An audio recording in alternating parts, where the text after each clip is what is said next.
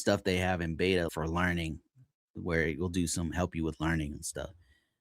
And then he says SecAI Plus is a second most useful certification I've done, and I've done over a dozen. Wow. Yeah, I would say the SecAI Plus is up there with some of the most useful certifications I've taken. It's up there. I would say when I was a network engineer, the top one that I took was the CCNA at the time, many years ago.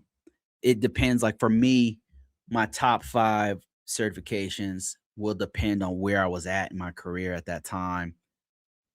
And CISSP, from a perspective of like money, like CISSP, there's nothing even close. If we're talking about learning, then I would put SecAI Plus up there because the way that it the way that it put things in context for me helped me to understand the landscape and match it up with stuff I've already been doing, like cloud security, network security. It made it make